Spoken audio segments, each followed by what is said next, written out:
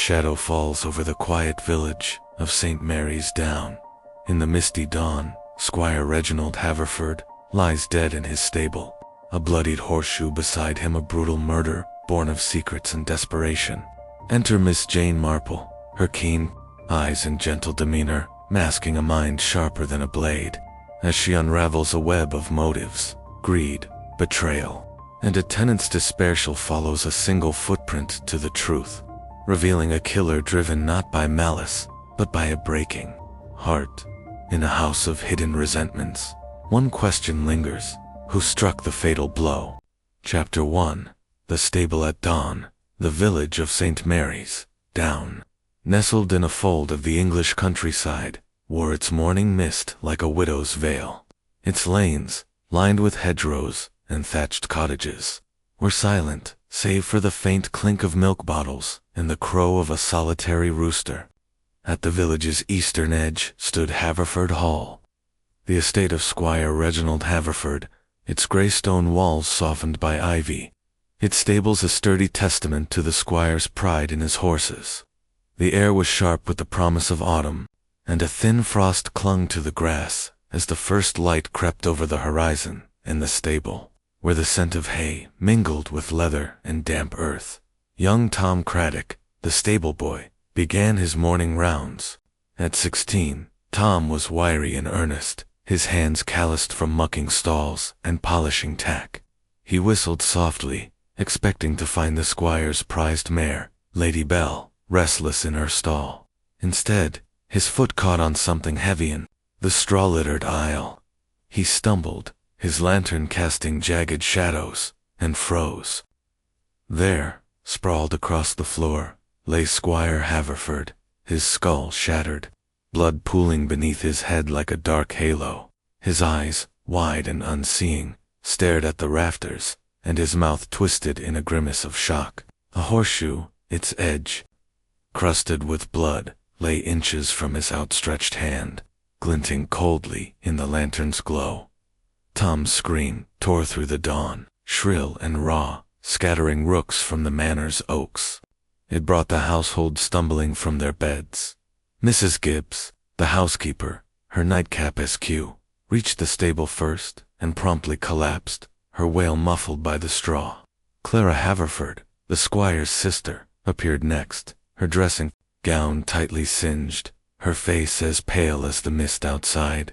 She stood at the threshold, one hand gripping the doorframe, her gray eyes fixed on her brother's body.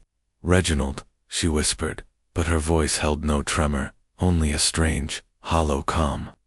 Ned Haverford, the squire's nephew, slouched in moments later, his shirt untucked, his breath sour with last night's whiskey.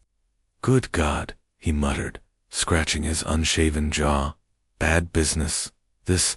He turned away, as if the sight were merely an inconvenience, and wandered back toward the house. By 8 o'clock, the local constable, Arthur Harris, had arrived, his notebook open and his manner ponderous. Harris was a man of method, not imagination, and the sight of the squire's battered head left him visibly rattled. He cordoned off the stable with a length of twine and sent for Miss Jane Marple, who was staying with her friend Mrs. Dolly Bantry. In the neighboring village of Chipping Ford, Miss Marple, a slight figure in a tweed coat and sensible hat, arrived just as the village clock struck 10. Her knitting bag dangled from one arm, and her eyes, bright and bird-like, swept the scene with a clarity that belied her frail appearance. She stepped carefully over the stable's threshold, her boots avoiding the churned mud, and peered at the body. "A nasty affair," she said softly, her voice carrying the faintest trace of regret. "Violence, you know, is so often unnecessary, but not, I think, without purpose." Constable Harris cleared his throat, eager to assert his authority. "Found him just like this, Miss Marple. Tom says he came in at 6 and tripped over the squire. Reckons it happened after midnight, as the squire was in the house at supper." He gestured at the horseshoe. "That's the weapon, plain as day. No sign of a struggle, though. Door was unlatched, and the latch ain't broken." Miss Marple nodded. her gaze lingering on the horseshoe's curve, its weight evident even from a distance. She knelt, her movements deliberate, and studied the straw around the body. A faint smear of blood trailed toward the stall, and a single, muddy footprint, deep and broad, marked the floor nearby. "Interesting," she murmured, her fingers brushing the edge of her shawl. "Very interesting indeed." She rose and turned to Tom, who stood shivering by the water trough, his freckled face blotched with tears. "Now, Tom," she said gently, "tell me exactly what you saw." The boy swallowed hard, his words tumbling out. "I came in like always, ma'am, to feed the horses. It was dark, and I didn't see him at first. Then my lantern caught his face Ando. It was awful. I didn't touch nothing, I swear." Miss Marple patted his arm, her touch light but reassuring. "And the squire, was he often in the stable so late?" Tom shook his head. "Not often, ma'am. But he was here last night, checking Lady Belle's leg. She's been lame, and he was particular about her."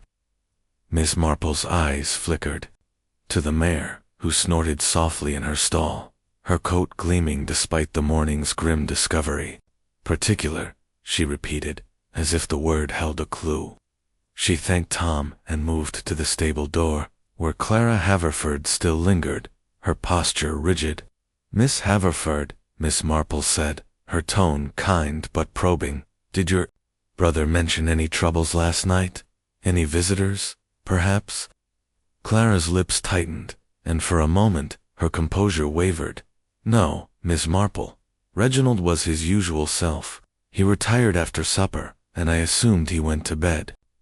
Her voice was measured, but her fingers twisted the hem of her sleeve. A gesture, Miss Marple noted with quiet interest, as the constable began his interviews. Miss Marple lingered in the stable yard, her knitting needles clicking rhythmically.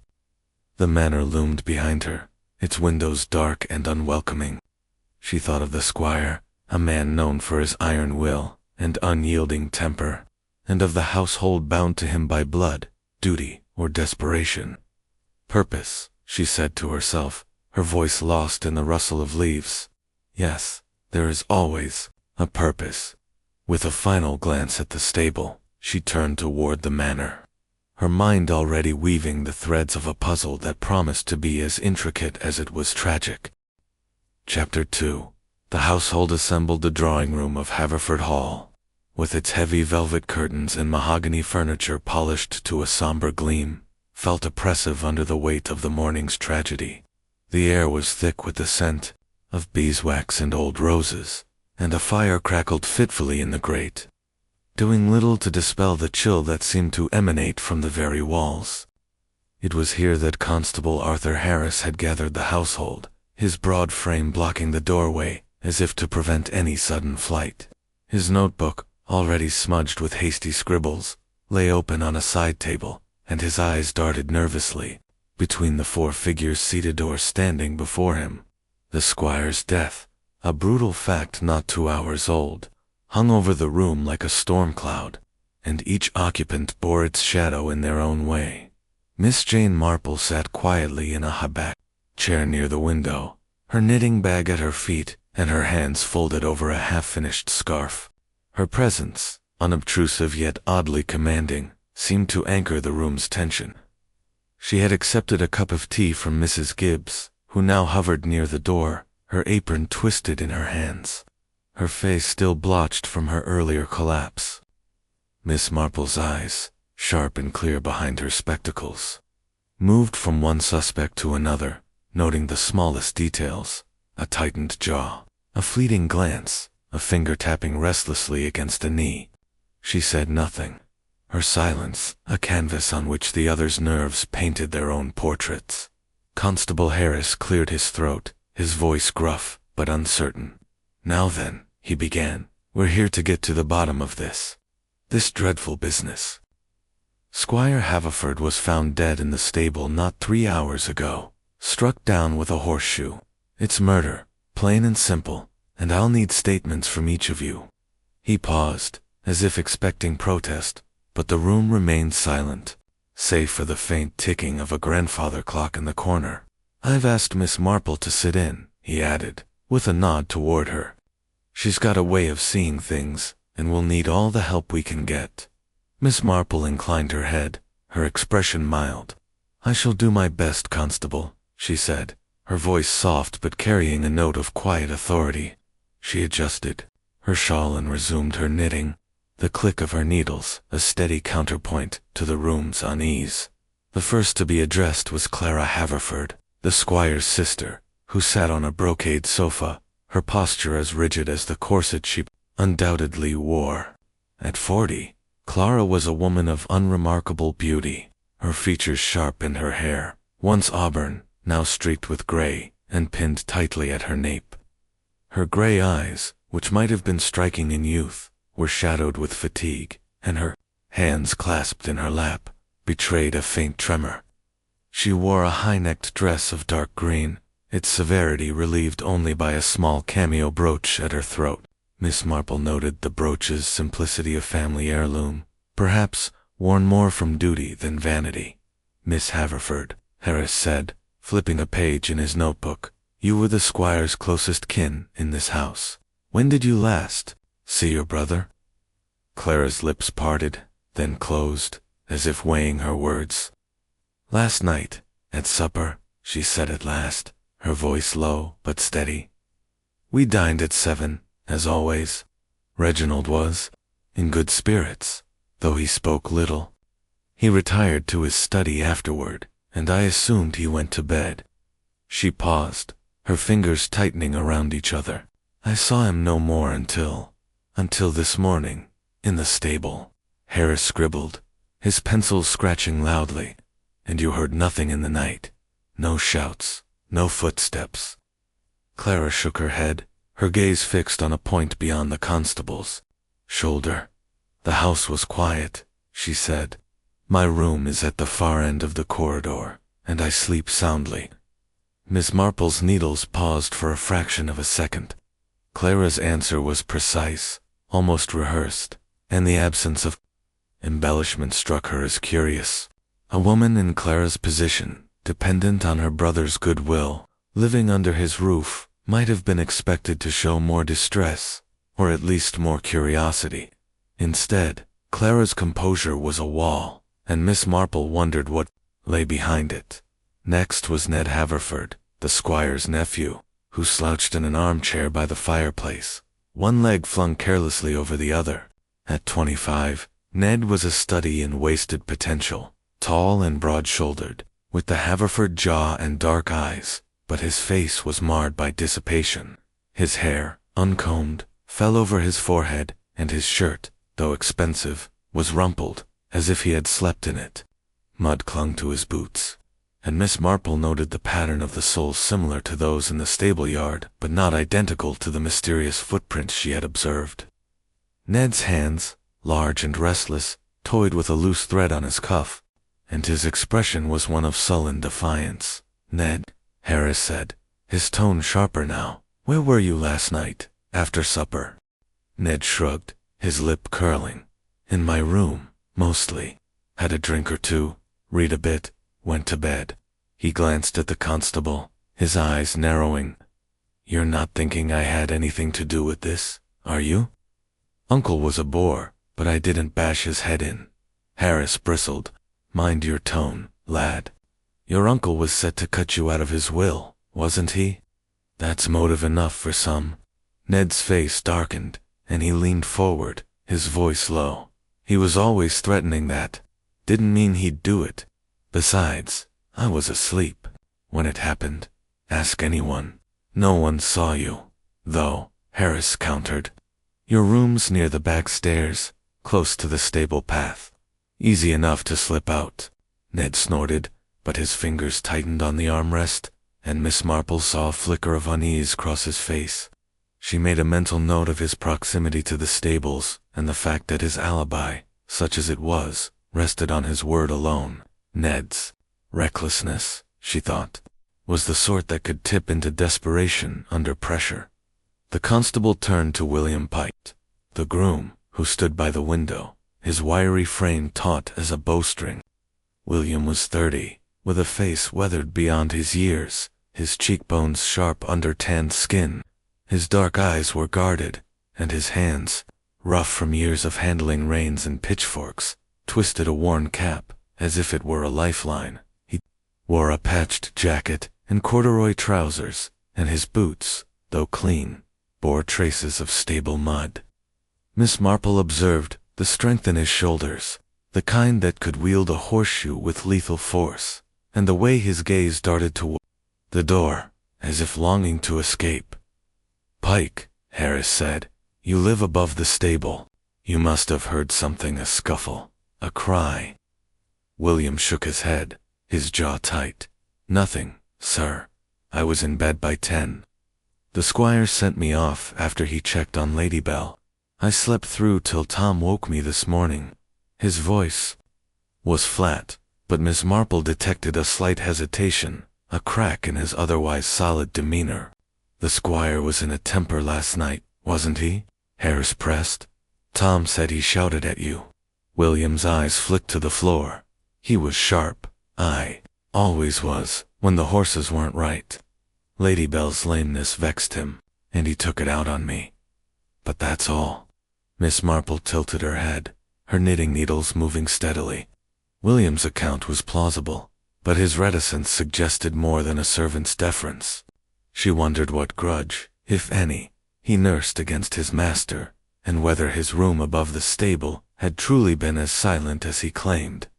Last was John Merritt, the squire's tenant farmer, who stood near the bookcase, his broad frame filling the space like a weathered oak. At 50, Merritt was a man of the land, his face carved with lines of toil and worry, his hands scarred from years of plowing and reaping. His coat was threadbare, his boots scuffed, and his eyes, a pale blue, held a guarded intensity.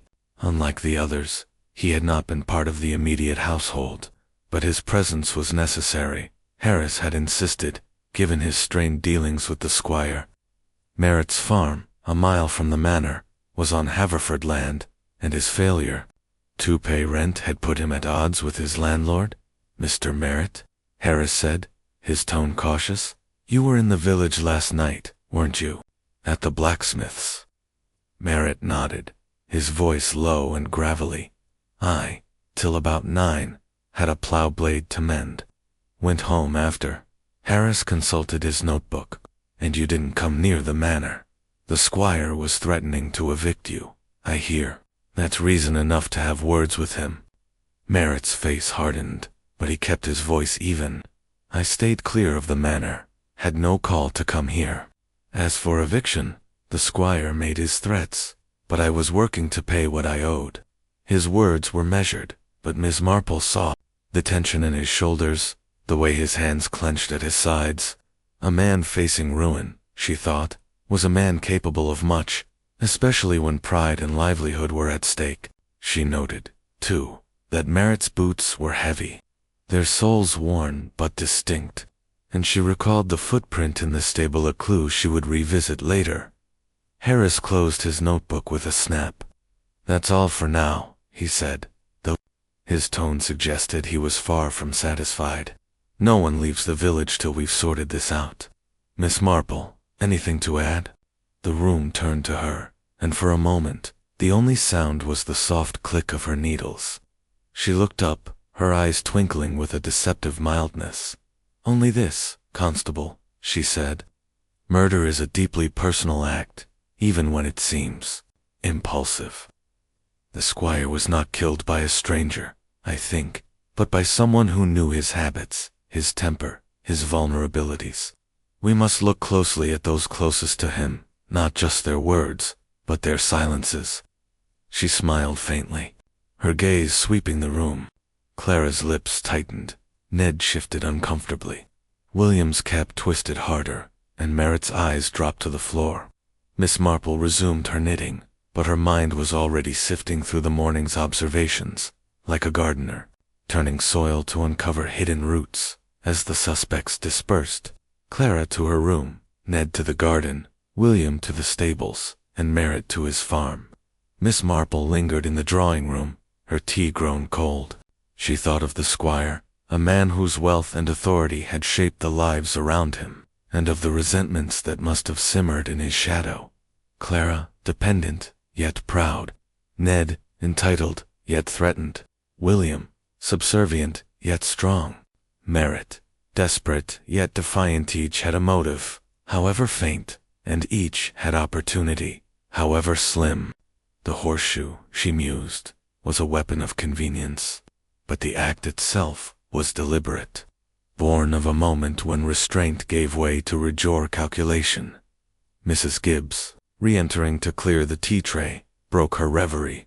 "Oh, Miss Marple," she said, her voice trembling, "who could do such a thing? The squire was hard, but he didn't deserve this." Miss Marple patted her hand, her touch gentle. "People are complex, Mrs. Gibbs," she said. "Even the hardest among us have those who love them and those who do not. We shall find the truth, in time." The housekeeper nodded, her eyes brimming, and shuffled out, leaving Miss Marple alone with her thoughts. She rose and crossed to the window, looking out at the stable yard, where the constable was conferring with a deputy. The mist had lifted, revealing the manor's grounds in stark clarity. The clipped lawns, the gravel path, the stable's oak beams. Somewhere in that landscape, she knew, lay the answer: a footprint, a word, a glance that would unravel the knot of this murder. For now, she would watch and listen, letting the household reveal itself in its own time. "People," she murmured, her needles clicking once more, "are never quite what they seem." The clock struck noon, its chimes echoing through the silent house, and Miss Marple gathered her knitting bag, her mind already turning to the next thread in the tapestry of Squire Haverford's death. Chapter 3. The squire's will. The afternoon sun slanted through the mullioned windows of Haverford Hall, casting long shadows across the parquet floor of the library, where Miss Jane Marple sat with a cup of tea, her knitting bag at her side. The room, lined with leather-bound volumes and heavy oak shelves, carried the faint mustiness of old paper and the squire's penchant for order. A portrait of Reginald Haverford glowered from above the mantel, his stern features rendered in oils, his eyes seeming to follow every movement. Miss Marple, however, was not intimidated by the squire's painted gaze. Her attention was fixed on the puzzle before her, her mind sifting through the morning's revelations like a seamstress sorting threads. She had excused herself from the manor, after the tense gathering in the drawing-room, seeking the company of her friend Mrs. Dolly Bantry, whose cottage in Chipping Ford was a haven of gossip and good sense. Over a luncheon of cold ham and chutney, Mrs. Bantry had been eager to share what she knew of the Haverford household, her eyes gleaming with the thrill of a village scandal. "Reginald Haverford was a tyrant, Jane," she said, slicing her bread with vigor. "Rich as Croesus, but mean with it. Kept Clara on a tight leash. And as for Nedwell, the boy's a disgrace, always gambling or drinking." The squire was forever threatening to cut him off. Miss Marple nodded, her fork pausing over a sliver of ham. "And the tenant, Mr. Merritt?" she asked, her tone casual, but her eyes sharp. Mrs. Bantry leaned forward, her voice dropping. "John Merritt's in a bad way, poor man. Owes 3 years' rent, and Reginald was set to evict him. Word is, he planned to sell the land to some developer from London. Merritt's farm has been in his family for generations. Losing it would break him." Miss Marple sipped her tea, her mind turning to the tenant's weathered face and the desperation she had glimpsed in his eyes. "A man with no home," she murmured, "is a man with little left to lose." Mrs. Bantry, warming to her role as informant, added, "There's talk Reginald was changing his will, too. Clara would get a tidy sum, but Ned was to be left with next to nothing. Mind you, it's only talk, nobody's seen the document." Miss Marple's needles, which she had taken up during dessert, clicked softly. "Talk," she said, "is often the first step to truth, Dolly, but we must verify it." Thus, after thanking Mrs. Bantry for her hospitality, Miss Marple made her way to the village of St. Mary's Down, her sensible shoes crunching along the gravel path to the office of Mr. Alfred Pettigrew, the squire's solicitor. The office, a narrow building wedged between the post office and a baker's shop, was as unassuming as its occupant. Mr. Pettigrew, a small man with a bald pate and wire-rimmed spectacles, greeted Miss Marple with a mixture of deference and curiosity. "Miss Marple," he said, ushering her into a cluttered room lined with legal tomes, "this is a grim day. I heard about the squire. Shocking, simply shocking." Miss Marple settled into a creaking chair, her knitting bag on her lap. "Indeed, Mr. Pettigrew," she said, her voice gentle but firm. "I am assisting Constable Harris, and I hoped you might shed light on the squire's affairs, particularly his will." Pettigrew adjusted his spectacles, his fingers twitching nervously. "The will? Yes," he said. "A delicate matter, but I suppose there's no harm in discussing it, given the circumstances." He rose and retrieved a locked box from a safe behind his desk, his movements precise. From it, he produced a document, its pages crisp and heavy with legal script. "This," he said, "is the squire's current will, dated 5 years ago.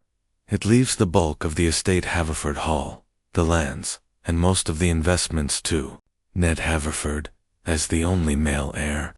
Clara receives a modest annuity, enough to live comfortably, but not extravagantly.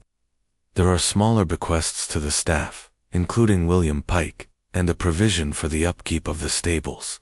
Miss Marple leaned forward, her eyes scanning the document without touching it. "And the rumors of a new will?"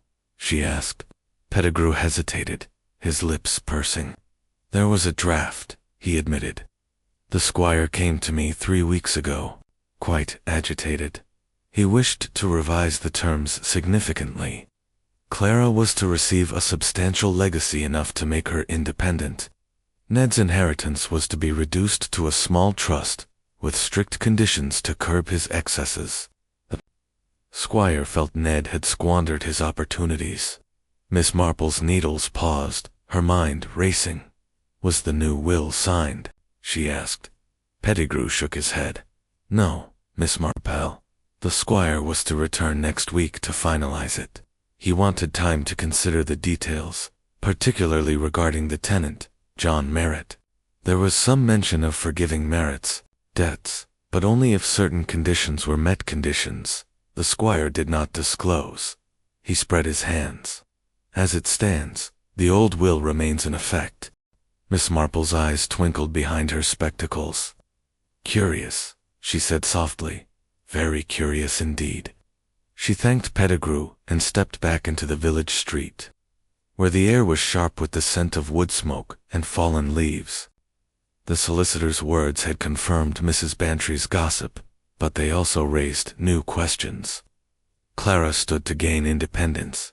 Ned faced disinheritance, and Merritt's fate hung in the balance. The unsigned will, she thought, was a shadow over the household, its existence known, but its power unrealized. Returning to Haverford Hall, Miss Marple found the manor subdued, its occupants scattered like leaves after a storm. She sought out Mrs. Gibbs in the kitchen, where the housekeeper was rolling dough with a vigor that suggested suppressed emotion. "Oh, Miss Marple," Mrs. Gibbs said, flour dusting her apron. "It's a terrible thing. The master gone like that. Who'd do such a wickedness?" Miss Marple offered a sympathetic smile, settling at the kitchen table with her knitting.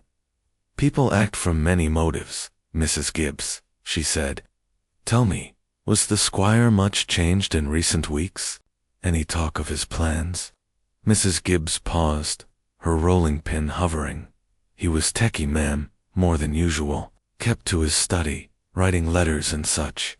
I heard him arguing with Miss Clara once or twice, something about money, I think, and with Master Ned, always about his debts. As for Mr. Merritt, the squire was hard on him, but he'd been that way for months." She lowered her voice. "There was talk he'd sell the farm, though. Broke my heart to hear it. Merritt's a good man, just down on his luck." Miss Marple nodded, her needles moving steadily. "And William Pike?" she asked. "Did the squire ever speak harshly to him?" Mrs. Gibbs sighed. William took the brunt of the squire's temper, especially about the horses. Lady Belle's lameness set him off, and he'd shout at William something fierce. But William's loyal, "Ma'am, been with the family since he was a lad." Miss Marple thanked her and rose, her mind cataloguing the housekeeper's words. Loyalty, she knew, could mask resentment, and the squire's temper had clearly left scars on those around him. As she crossed the hall, Miss Marple caught sight of Clara Haverford descending the staircase, her movements deliberate, her face composed but pale. "Miss Marple," Clara said, her voice cool, "have you made progress?" Miss Marple smiled, her eyes gentle but probing. "Progress is a matter of steps, Miss Haverford," she said. "Might I ask if your brother discussed his will with you?" Clara's hand tightened on the banister, a fleeting gesture. "He mentioned changes," she said carefully. "He thought Ned unreliable and wished to secure my future, but he was not one to share details." Her tone was even, but Miss Marple sensed a guardedness, as if Clara were measuring each word. They parted, and Miss Marple stepped into the garden, where the late afternoon light gilded the rose bushes. She found Ned lounging on a bench, a cigarette dangling from his fingers, his expression sour. "Miss Marple," he said, not rising, "come to play detective." She ignored his insolence, settling beside him. "I am merely observing, Mr. Haverford," she said. "Your uncle's will, did he speak of altering it?" Ned's eyes narrowed, and he exhaled a plume of smoke. "He was always threatening to cut me out," he said. "Said I was a disgrace. But he'd never have gone through with it. Too proud of the family name." His bravado, Miss Marple noted, was brittle, and his fingers trembled slightly as he flicked Ashdot as she returned to the manor. Miss Marple's thoughts circled the Willa document that promised freedom to some and ruin to others, yet remained unsigned. The squire's intentions, she realized, were as much a motive as his actions, and the knowledge of those intentions had spread through the household like a whispered secret. She paused by the stable yard, where the constables twined still, marked the scene of the crime, and her eyes fell again on the footprint she had noticed that morning. Its tread, she suspected, might belong to a man like Merritt, but suspicion was not proof. "A will," she murmured, her needles clicking in her bag, "is a dangerous thing when it is known but not enacted."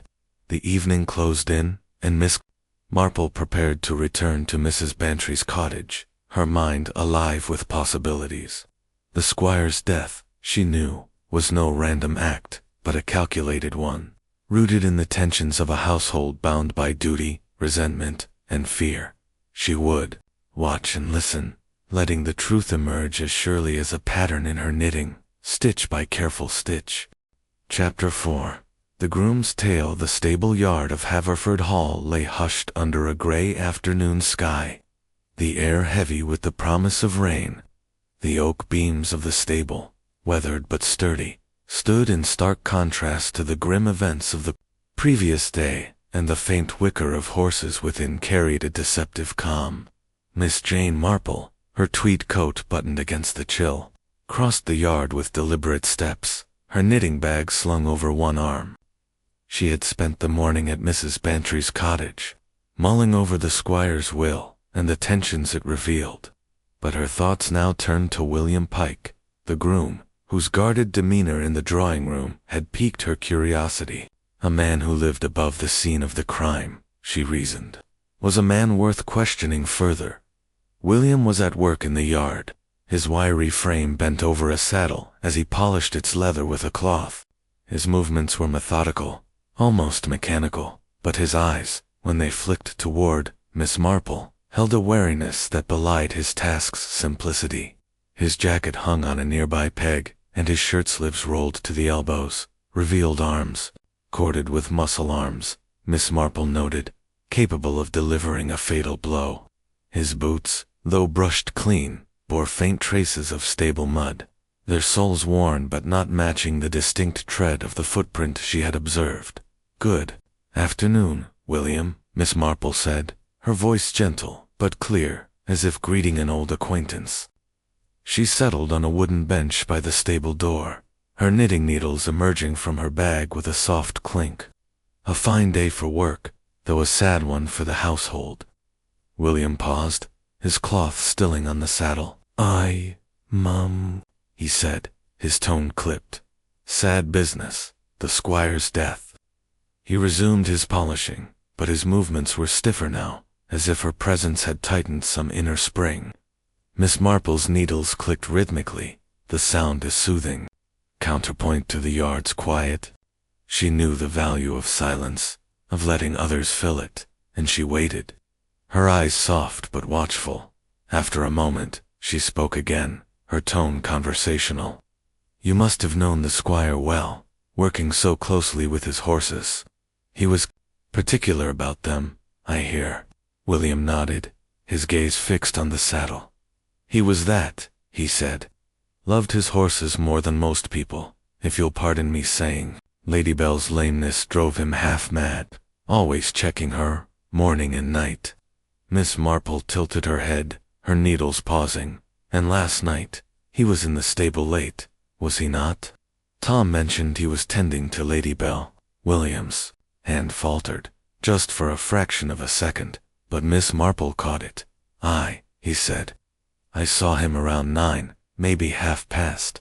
He was in a foul mood, shouting about the mare's leg and how I hadn't done enough. Sent me to my room, sharpish your room, above the stable, Miss Marple said, as if merely clarifying. It must be convenient, being so close to your work. William's jaw tightened, and he set the saddle aside, picking up a bridle instead. It suits, he said. Been there 10 years, since I was a lad. Miss Marple nodded, her eyes drifting to the stable door, where the unlatched bolt still hung loosely. And you heard nothing after you went to bed? She asked. No footsteps, no voices. It's a quiet place, the stable at night. William's fingers tightened on the bridle, and his voice, when it came, was low. Nothing, ma'am. I sleep heavy after a day's work. Didn't hear a thing till Tom's scream woke me. He met her gaze briefly, his dark eyes unreadable, then looked away. Miss Marple's needles resumed their steady rhythm, but her mind was racing. William's account was consistent, yet his quick denial, the way his hands betrayed his nerves, suggested a man holding something back. She thought of the horseshoe, a tool he handled daily, and the strength required to wield it with such force. But suspicion, she reminded herself, was not evidence. She changed tack, her voice as mild as ever. The squire's temper must have been trying at times, she said. I imagine he was not always kind to those in his service. William's lips twitched, as if suppressing a grimace. He was hard, he admitted. Expected perfection, and let you know when you fell short, but I managed. Been through worse. His tone was matter-of-fact, but Miss Marple sensed an undercurrent of resentment, carefully banked, but present nonetheless. She recalled Mrs. Gibbs's comment about the squire's harsh words to William, and wondered how many such words had accumulated over the years. As she spoke, her eyes wandered to the stable yard, where a pile of straw lay near the water trough. Something caught her attention, a glint of metal, half buried in the dirt. She rose, her movements slow, and stepped closer, bending to examine it. It was a small buckle, likely from a harness, but its edge was smeared with a dark stain, not unlike dried blood. She straightened, her expression unchanged, and tucked the observation away. You keep this stable tidy, she said, returning to the bench. A credit to your work. William grunted, his focus back on the bridle. Try to, ma'am. Squire didn't abide mess. Miss Marple smiled, her needles clicking once more. A man of standards, she said, though standards can sometimes blind one to other matters. She let the remark hang, watching William's reaction, but he offered none, his face a mask of concentration. She thanked him for his time and rose, her knitting bag in hand, but as she turned to leave, she paused at the stable door, her eyes lingering on the ground. There, In the soft earth, just beyond the threshold, was another footprint, fainter than the one inside but with a similar tread. It was deep, made by a heavy man, and its pattern, broad and cross-hatched, did not match William's boots. She filed the detail away, her mind turning to John Merritt, whose heavy frame and farm-worn boots might fit such a mark. "Good day, William," she said, her voice as warm as if they had discussed nothing more than the weather. He nodded, his cap dipping, and she left him to his work, her steps light but purposeful as she crossed the yard toward the manor. Miss Marple's thoughts were a tapestry of impressions. William Pike was loyal, by all accounts, but loyalty could fray under pressure, and the squire's temper had clearly tested his endurance. His proximity to the crime, his strength, and his reticence made him a figure of interest, yet the footprint suggested another presence, one he had not mentioned. She thought, too, of the buckle, its stain, a potential clue, though it might prove nothing more than a remnant of stable work. The truth, she knew, lay in such small things, details overlooked by those too close to see them. In the manor's hall, she encountered Constable Harris, his face flushed from a morning of fruitless inquiries. "Any luck, Miss Marple?" he asked, his tone hopeful but weary. She smiled, her eyes twinkling. "Luck, Constable, is less reliable than observation," she said, "but I have found a thread or two to follow." She declined to elaborate, knowing Harris preferred facts to speculations, and made her way to the drawing-room, where she intended to sit and think, her knitting a companion to her reflections. The room was empty, its heavy curtains drawn against the gathering clouds, and Miss Marple settled by the fire, her needles moving steadily. She thought of William's guarded words, his quick denial of hearing anything, and the footprint that pointed elsewhere. She thought, too, of the squire's will, its promised changes stirring motives like embers in a grate. William's motive, if he had one, was less clear than Ned's greed or Merritt's desperation. But a man scorned repeatedly could act in ways even he might not predict. "People," she murmured, her voice lost in the crackle of the fire, "are such fragile things when pushed." The rain began to fall, a soft patter against the windows, and Miss Marple's mind turned to her next step. She would speak to Clara Haverford, whose composure hinted at secrets, and perhaps revisit the stable, where the footprint and the buckle awaited further scrutiny. For now, she knitted, her hands steady, her thoughts weaving a pattern as intricate as the scarf taking shape beneath her fingers. Chapter 5. Clara's composure. The rain, that had threatened all afternoon, descended upon Haverford Hall with a steady, mournful rhythm, drumming against the leaded windows and cloaking the manor in a veil of gray. Inside, the drawing-room was a haven of muted warmth, its fire casting flickering shadows across the damask wallpaper. Miss Jane Marple sat by a small table, her knitting bag open beside her, a delicate teacup balanced on its saucer. She had accepted an invitation from Clara Haverford for afternoon tea, sensing in the squire's sister a key to the household's tangled motives.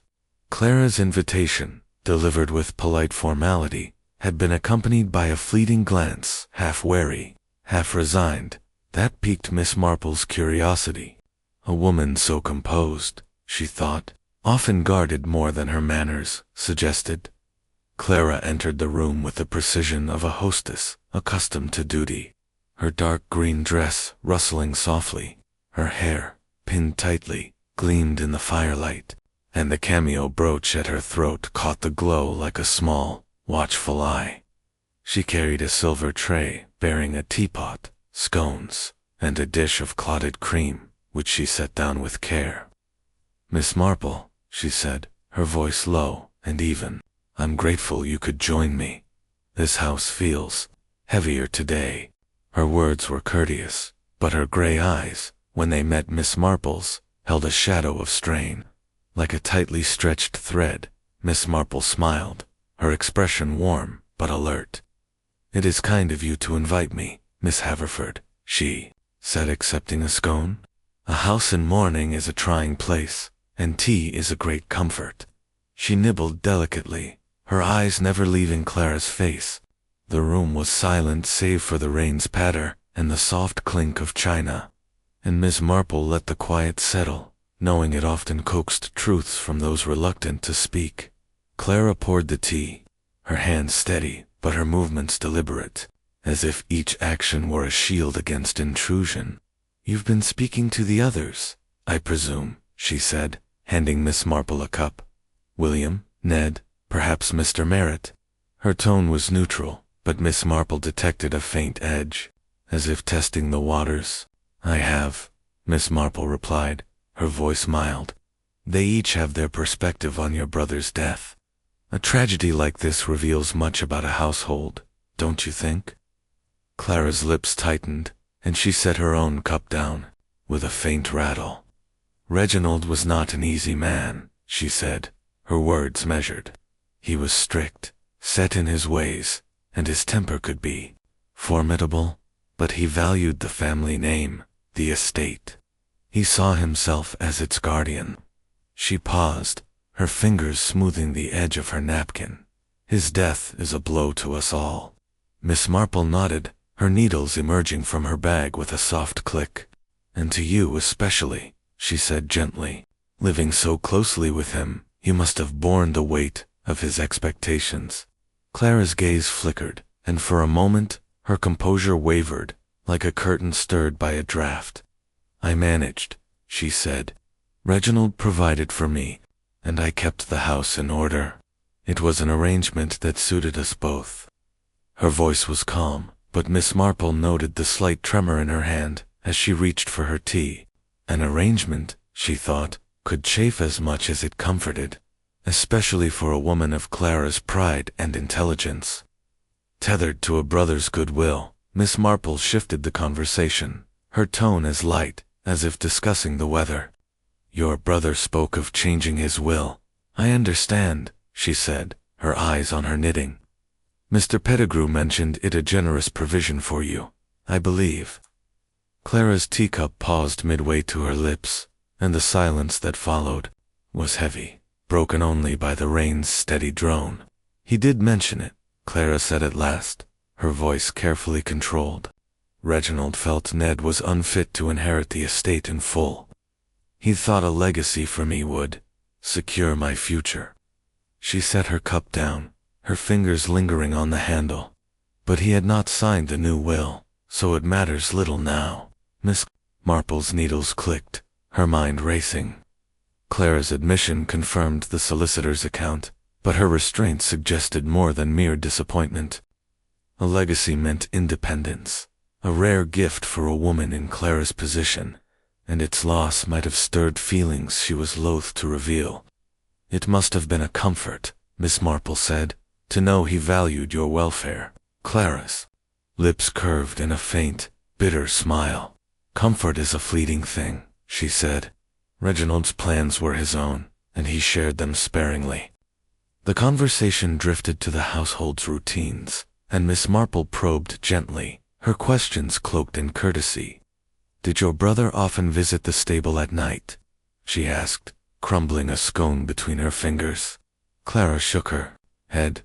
"Not often, but Lady Belle's condition troubled him. He was there last night, I believe, to check her leg. William would know more." Her voice was steady, but Miss Marple noted a slight hesitation, as if Clara were choosing her words with care. "And you, Miss Haverford," she continued, "were you awake late? The manor is large, but sounds carry in the night."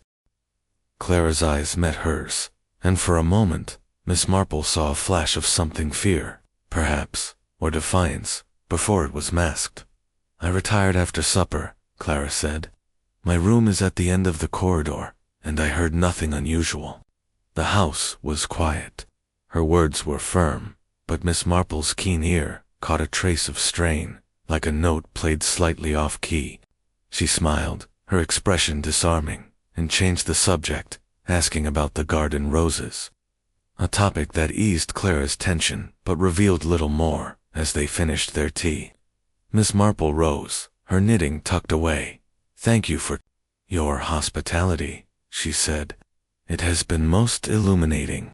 Clara escorted her to the door, her manners impeccable, but, as they parted, Miss Marple caught a glimpse of her in the hall, mirror, her shoulders sagging, her face etched with exhaustion. A woman under strain, Miss Marple thought, but whether from grief or guilt, she could not yet say. Stepping into the rain-dampened garden, Miss Marple pulled her shawl tighter, her thoughts turning to an encounter she had overheard earlier that day.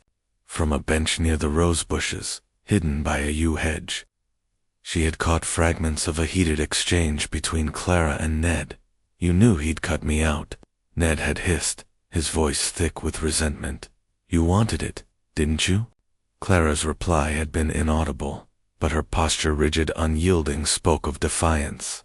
Miss Marple had knitted quietly, unseen, filing the moment away like a pressed flower in a book.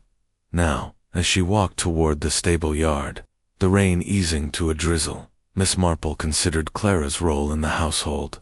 Dependent on her brother, yet poised to gain freedom through his will, Clara had much to lose if the new will remained unsigned. Her composure, so carefully maintained, suggested a woman accustomed to concealing her true feelings, perhaps even from herself.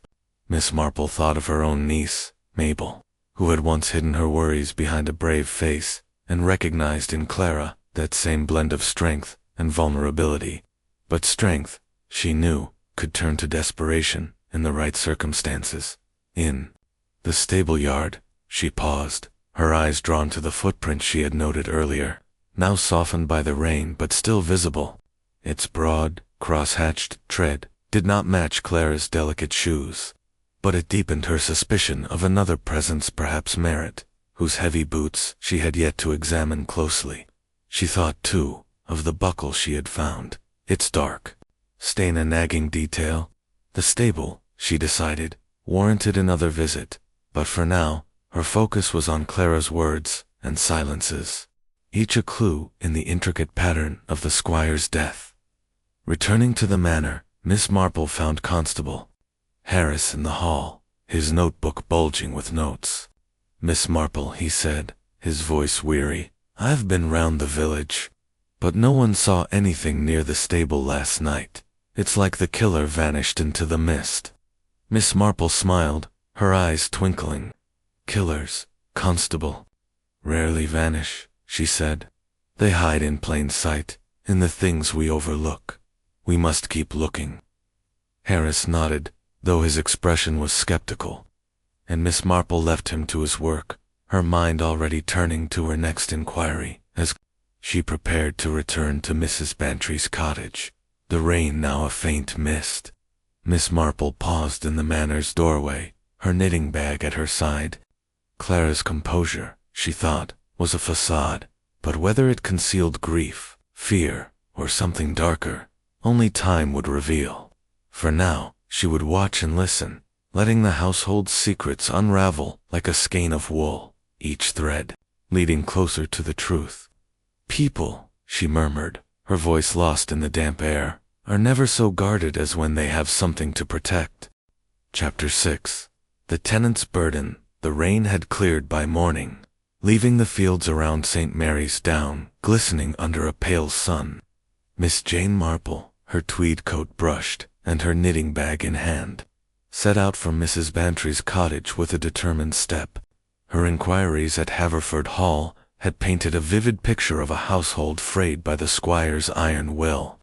But her thoughts now turned to John Merritt, the tenant farmer whose desperate circumstances loomed large in the puzzle of Reginald Haverford's death. A man facing eviction, she mused, carried a burden heavy enough to crush restraint, and Merritt's guarded demeanor in the drawing-room suggested a story yet untold.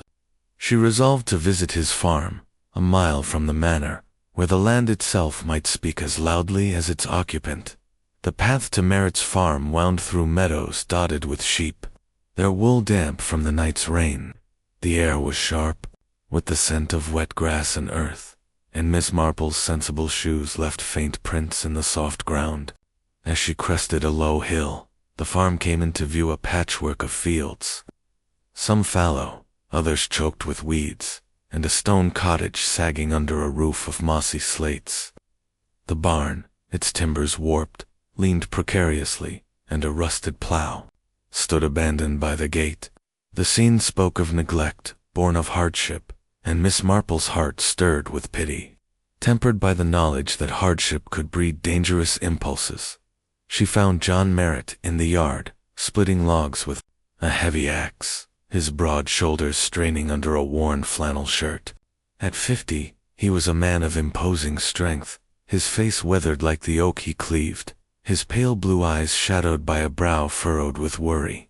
His boots, caked with mud, bore a cross-hatched tread that caught Miss Marple's attention, its pattern strikingly similar to the footprints she had noted in the stable.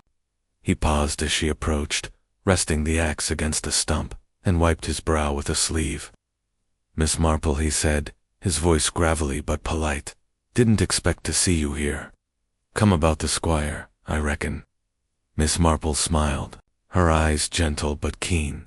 "Good morning, Mr. Merritt," she said, settling on a nearby bench, her knitting bag at her side.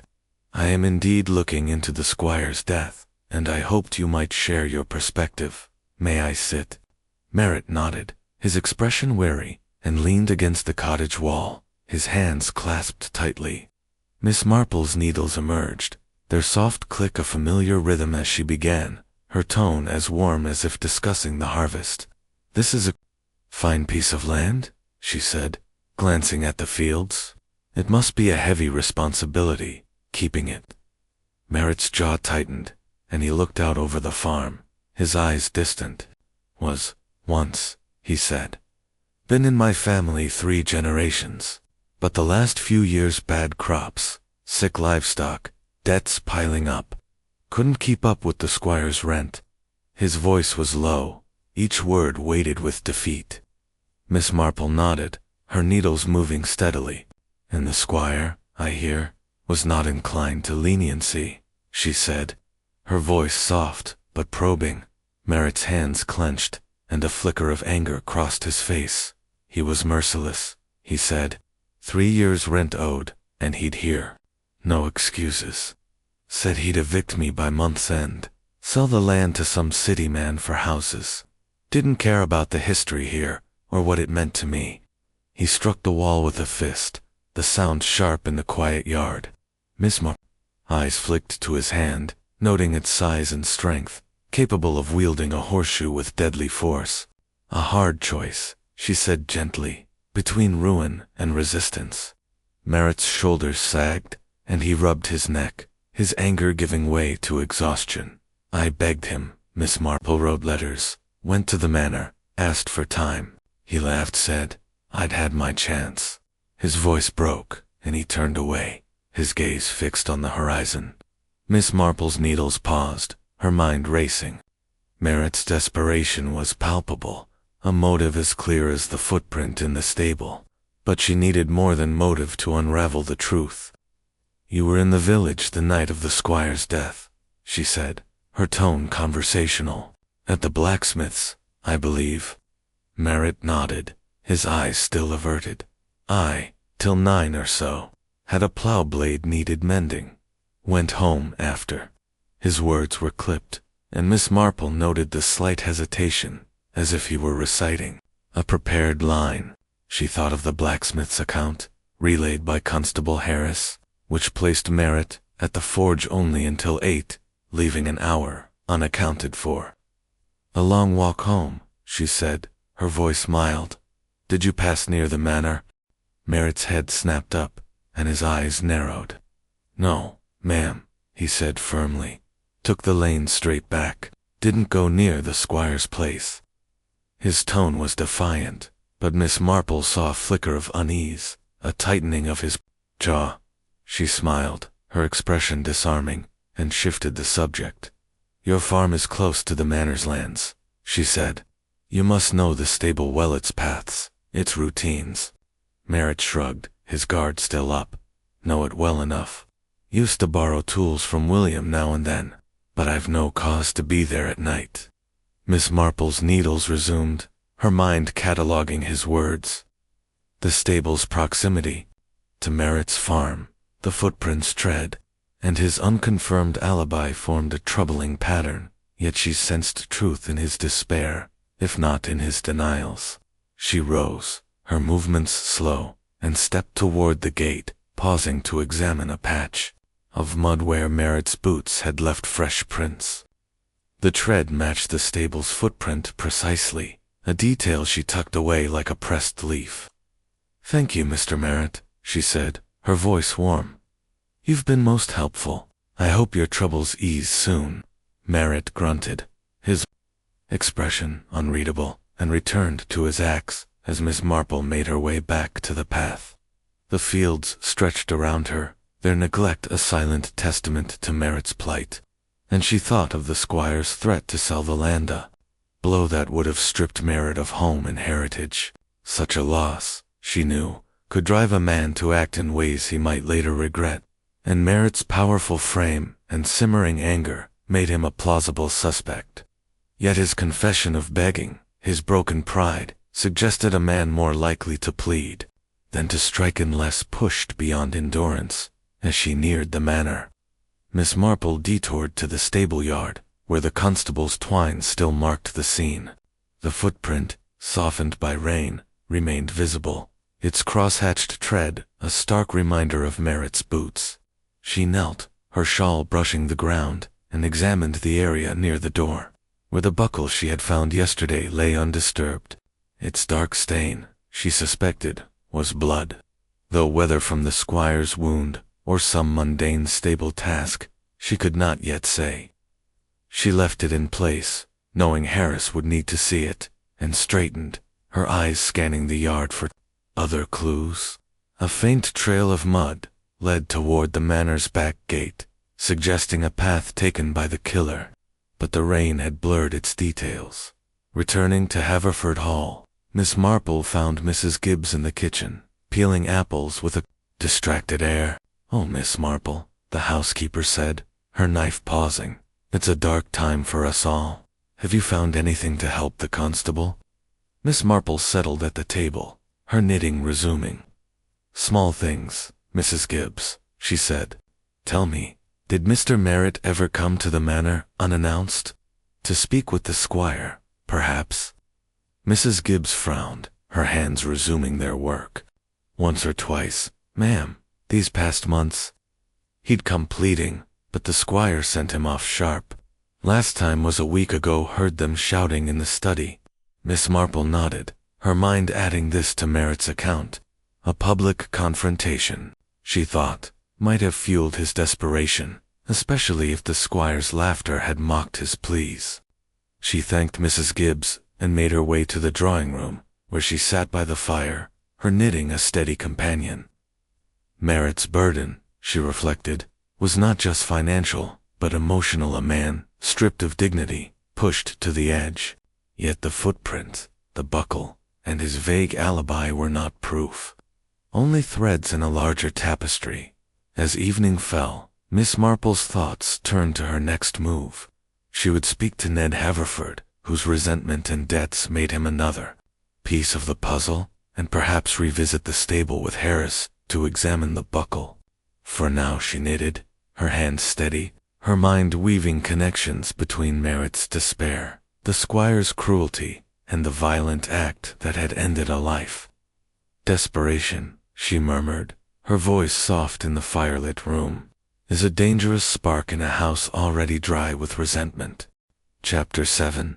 Ned's alibi. The village of St. Mary's Down wore the late morning like a well-worn cloak, its lanes bustling with the quiet rhythm of market day. Carts rattled past the greengrocers, and women in shawls haggled over apples and turnips, their voices a soft counterpoint to the distant bleat of sheep. Miss Jane Marple, her knitting bag tucked under her arm, navigated the cobblestones with care, her thoughts fixed on Ned Haverford, the squire's nephew, whose sullen demeanor and reckless habits had marked him as a figure of interest. His flippant remarks in the drawing room, coupled with the threat of disinheritance, suggested a motive as clear as the autumn light, and Miss Marple resolved to seek him out where he was most likely to be found, the Black Boar, the village's sole public house. The black boar crouched at the edge of the village square, its sign creaking in the breeze, its windows dim with years of smoke and neglect. Inside, the air was thick with the scent of ale and damp wool, and a few weathered farmers sat at tables, their conversation muted. Ned Haverford was at the bar, his tall frame slouched over a pint, his dark hair falling untidily over his brow. His shirt, though of fine cloth, was creased, and his boots, caked with mud, bore a tread similar to those in the stable yard, but lacking the distinct crosshatch of the mysterious footprint. He glanced up as Miss Marple entered, his expression shifting from boredom to mild irritation. "Miss Marple," he drawled, raising his glass in a mocking salute, "come to save my soul or solve my uncle's murder?" Miss Marple smiled, undeterred by his insolence, and settled on a stool nearby, her knitting bag on the counter. "Neither, Mr. Haverford," she said, her voice as gentle as if addressing a wayward nephew.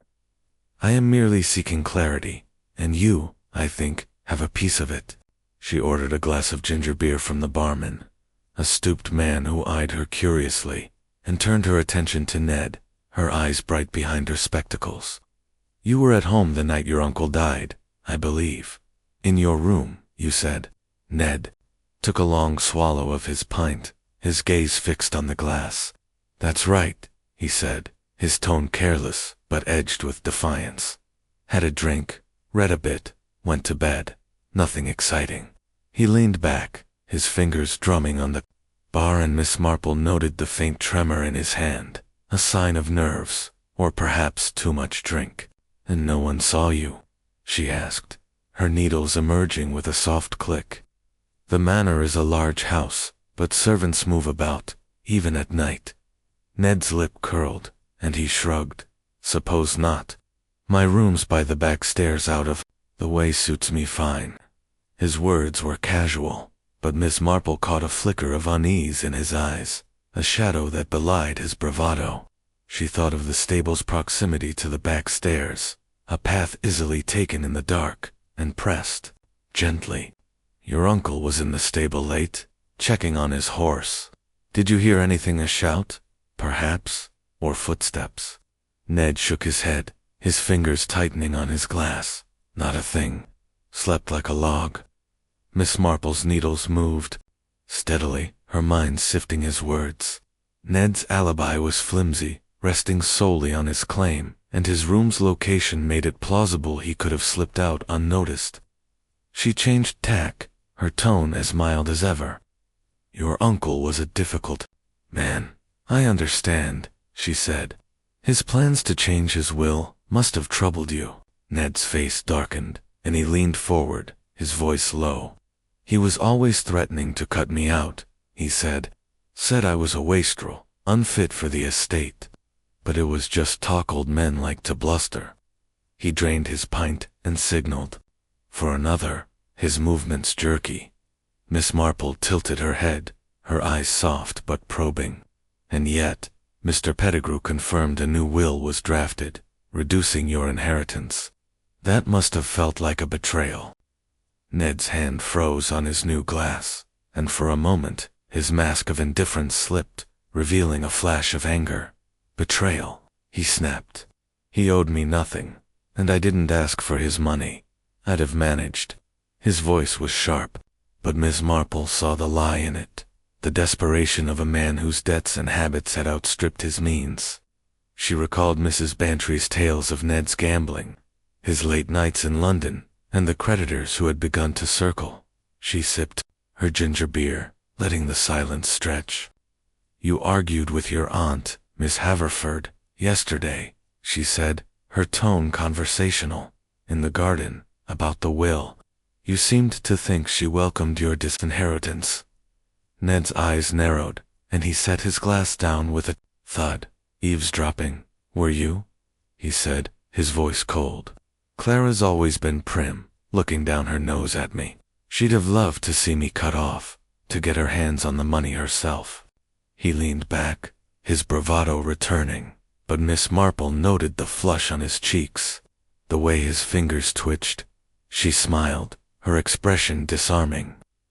Family tensions are natural, she said, but they can cloud judgment. You were in debt, were you not? Two men who might not wait patiently. Ned's face hardened, and he stood abruptly, his chair scraping the floor. That's none of your business, he said, his voice low and dangerous. I didn't kill my uncle, and I've had enough of your questions.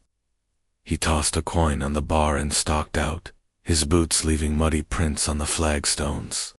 Miss Marple watched him go, her needles clicking softly. Ned's anger, she thought, was as much fear as defiance, and his weak alibi, coupled with his financial straits, made him a compelling suspect. Yet the footprint in the stable pointed elsewhere, and his boots, while muddy, did not match its tread. She finished her ginger beer, thanked the barman, and stepped into the square, where the market was winding down, its stalls half empty under a sky turning to dusk. Returning to Haverford Hall, Miss Marple sought out Constable Harris, who was in the stable yard, examining the horseshoe with a frustrated air. No fingerprints, Miss Marple, he grumbled, holding up the bloodied tool in a cloth. Clean as a whistle, save for the squire's blood. Miss Marple nodded, her eyes drifting to the footprint, now faintly blurred by foot traffic. The simplest weapons, she said, are often the most telling. Constable, a horseshoe is no one's signature, but the hand that wielded it left other marks. She mentioned the buckle she had found, urging him to collect it for examination, and he promised to do so, though his expression suggested he doubted its significance. In the manor's library, Miss Marple settled by a window, her knitting resuming as she reviewed her encounter with Ned. His resentment was palpable, his motive clear, but his recklessness seemed ill-suited to the calculated act of murder. She thought of her nephew Raymond, whose youthful impulsiveness had once landed him in trouble, and saw in Ned a similar lack of discipline, but with darker stakes. The squire's death, she reasoned, had secured Ned's inheritance, but his denial of involvement rang true, if only because his lies were so poorly constructed. As evening fell, Miss Marple joined Mrs. Bantry for supper at her cottage, where the conversation turned to Ned's reputation. He's a bad lot, Jane, Mrs. Bantry said, spooning soup with gusto. Owed money all over London, from what I hear. The squire's death must be a godsend for him. Miss Marple nodded, her mind elsewhere. A godsend, she said, is a dangerous thing when it comes at such a cost. Ned is troubled, but whether by guilt or fear, I cannot yet say. Back at the manor, Miss Marple sat by the fire, her knitting a steady companion. Ned's alibi, or lack thereof, was a loose thread, but the footprint and the buckle pointed to another, perhaps Merritt, whose desperation was a heavier burden. She would pursue both, she decided, letting the household reveal its secrets in its own time. Alibis, she murmured, her voice lost in the fire's crackle, are only as strong as the truth behind them. Chapter 8. The footprints clued. The morning broke over St. Mary's Down with a crisp clarity. The sky a pale blue streaked with wisps of cloud, the fields glistening with dew. Miss Jane Marple, fortified by a breakfast of tea and toast at Mrs. Bantry's cottage, set out for Haverford Hall with a renewed sense of purpose. Her inquiries had woven a tapestry of motives: Ned's greed, Clara's guarded hope, William's quiet resentment, Merritt's desperation, but the threads remained tangled, lacking the single stitch that would bind them into truth. Her thoughts returned to the stable, where the footprint she had first noticed, with its broad, cross-hatched tread, lingered like a silent witness. It was a clue, she felt, that could point to the killer, and she resolved to examine it further, trusting that the smallest details often held the greatest weight. The stable yard was quiet as she approached, the constable's twine barrier sagging slightly from the previous day's drizzle. The oak beams of the stable stood resolute, their shadows long in the morning light, and the faint scent of hay and leather hung in the air. Miss Marple paused at the threshold, her knitting bag slung over her arm, and knelt to study the footprint. Now faintly eroded, but still distinct. Its depth suggested a heavy man, its tread unlike the boots of William or Ned, but strikingly similar to those she had seen on John Merritt's farm. She traced its outline with a gloved finger, her eyes narrowing as she noted its position just inside the door, where the killer might have stood before striking the squire. Rising, she surveyed the yard, her gaze falling on the buckle she had found days earlier, still nestled in the dirt near the water trough. Its dark stain, likely blood, had not been disturbed, and she made a mental note to ensure Constable Harris collected it for proper examination. The trail of mud she had observed leading toward the manor's back gate was now barely discernible, but its direction suggested a path taken in haste, perhaps under cover of darkness. Miss Marple's lips pursed, her mind turning to the stable's unlatched door, a detail that spoke of familiarity rather than force. A planned act, she murmured, but not without passion. She entered the stable, stepping carefully around the spot where the squire's body had lain, and approached Lady Belle's stall. The mare snorted softly, her coat gleaming despite her lameness, and Miss Marple patted her flank, her thoughts on the squire's late-night visit. His presence in the stable, she reasoned, was no accident. Someone had known his habits, perhaps even lured him there. She examined the stall's floor, noting a scattering of straw disturbed in a way that suggested a scuffle, though the constable's men had trampled much of the evidence. A glint of metal caught her eye, half buried in the straw small nail, likely from a horseshoe, but clean of blood. She left it in place, adding it to her catalogue of clues, and turned back to the footprint, its significance growing in her mind. Leaving the stable, Miss Marple sought out Constable Harris, whom she found in the manor's hall, poring over his notebook with a furrowed brow. "Miss Marple," he said, looking up, "I'm at my wit's end. No witnesses, no fingerprints, and the village is buzzing with rumors that do us no good." Miss Marple smiled, her eyes twinkling with quiet confidence. "Rumors, Constable, are like chaff, useless until sifted," she said, "but the footprint in the stable is more substantial. Have you compared it to the boots of those involved?" Harris nodded, his expression weary. "I've looked at William's and Ned's, neither matches. Clara's shoes are too small, of course. Haven't got to Merritt yet, but I'll send a man to his farm." Miss Marple tilted her head, her voice gentle but firm. "Do so promptly, Constable, and check Mr. Merritt's boots carefully. The tread is distinctive, and the footprint's depth suggests a man of his build." She mentioned the buckle again, urging him to retrieve it, and Harris promised to act, though his tone suggested he placed more faith in interviews than in such minutiae. With the constable occupied, Miss Marple turned her attention to Clara Haverford, whose guarded composure continued to intrigue her. She found Clara in the manor's conservatory, tending to a row of potted geraniums, her movements precise but mechanical. The glass walls of the conservatory trapped the morning's warmth, and the air was heavy with the scent of damp earth and blooms. Clara looked up as Miss Marple entered, her gray eyes wary but polite. "Miss Marple," she said, setting down her watering can, "you're tireless in your inquiries. Have you found something new?" Miss Marple settled on a wicker chair, her knitting bag at her side. "Only small things, Miss Haverford," she said, her needles emerging with a soft click. "But small things often lead to larger truths. I was wondering about Mr. Merritt. His troubles with your brother must have weighed on you, living so close to his farm." Clara's hand paused on a geranium leaf, and for a moment her composure flickered, revealing a trace of unease. "John Merritt is a proud man," she said, her voice low. "Reginald's threats to evict him were harsh. I urged my brother to show mercy, but he was unyielding." Miss Marple's needles moved steadily, her eyes soft but probing. "You tried to help him, didn't you?" she asked, her tone as gentle as if discussing the flowers. Clara's lips parted, then closed, and she turned to face the window, her back rigid. I spoke to Reginald on his behalf, she admitted, her voice barely above a whisper. I thought it cruel to cast a man out after so many years. But my brother saw only weakness and mercy. Her words were heavy with regret, and Miss Marple noted the tension in her shoulders, the way her fingers twisted the edge of her apron.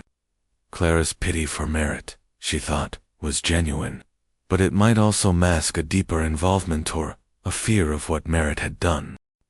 Miss Marple shifted the conversation, her tone light. Your brother's habits took him to the stable that night, she said. Did he mention any concerns? Any visitors he expected? Clara shook her head, her composure returning.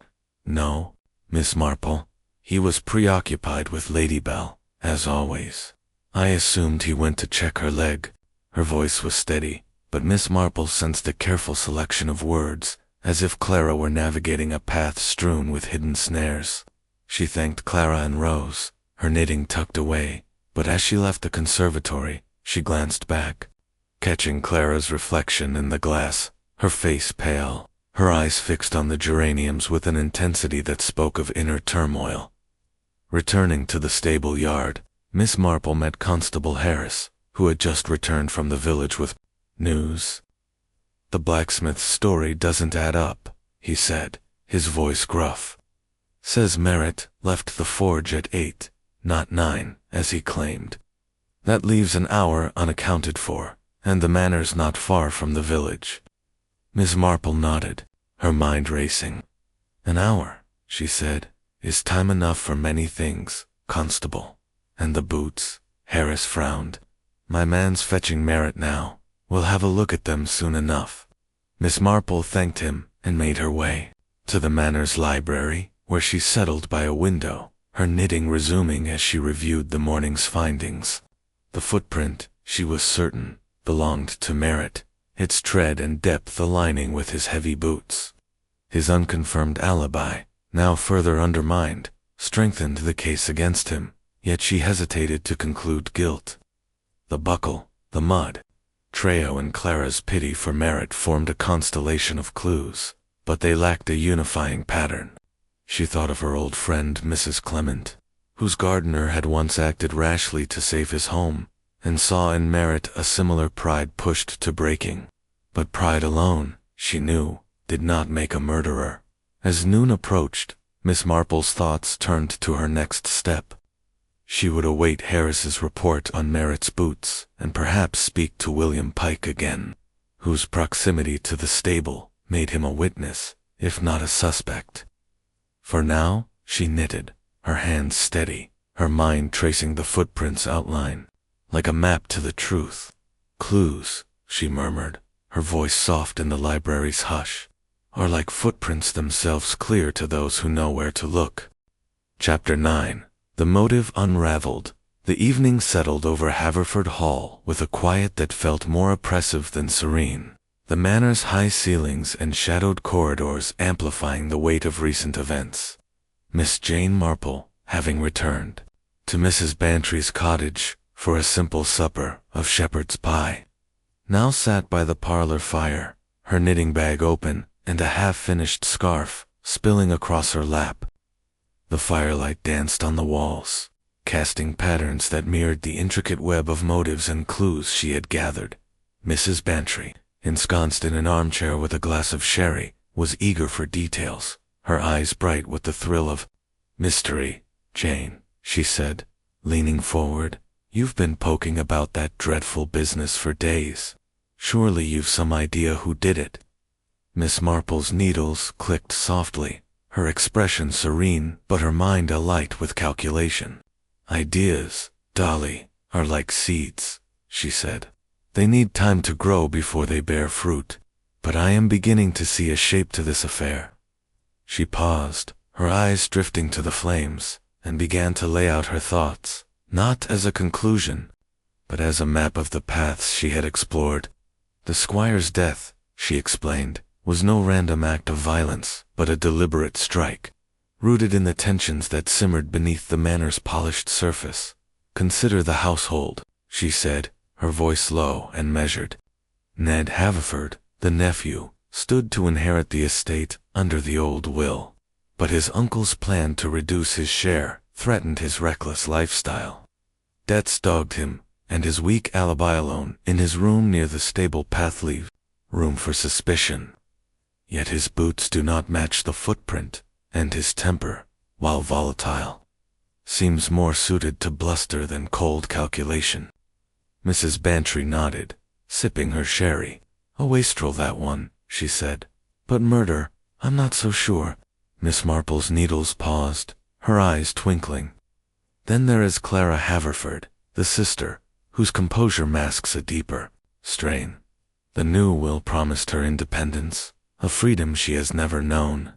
Its unsigned state left her tethered to Ned's inheritance, a bitter prospect for a woman of her pride. Her pity for John Merritt, her guarded silences, suggests she knows more than she says, but her delicate frame and sheltered life make her an unlikely wielder of a horseshoe." Mrs. Bantry frowned, her glass hovering. "Clara's too proper for murder," she said, "though I wouldn't put it past her to keep secrets." "Indeed," Miss Marple said, resuming her knitting. "William Pike, the groom, is another piece of the puzzle. His strength and proximity to the stable make him capable, and the squire's harsh words must have stung a man of his quiet pride. Yet his motive is fanta grudge, perhaps, but no clear gain.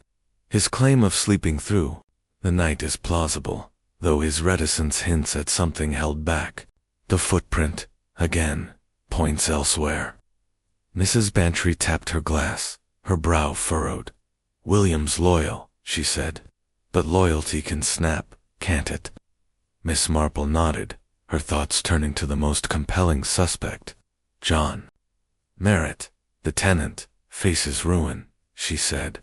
Eviction loomed, his farm and heritage at stake. The squire's refusal to relent, his mocking laughter, would have pushed a proud man to the edge.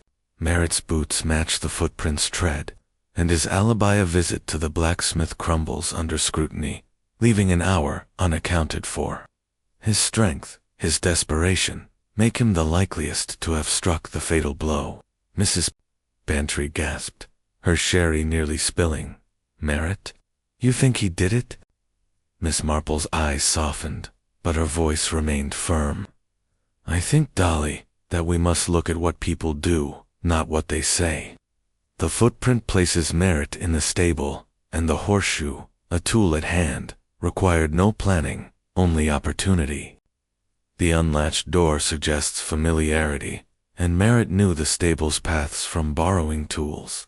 Yet his despair, so openly confessed, makes me wonder if he intended murder or merely a confrontation gone awry."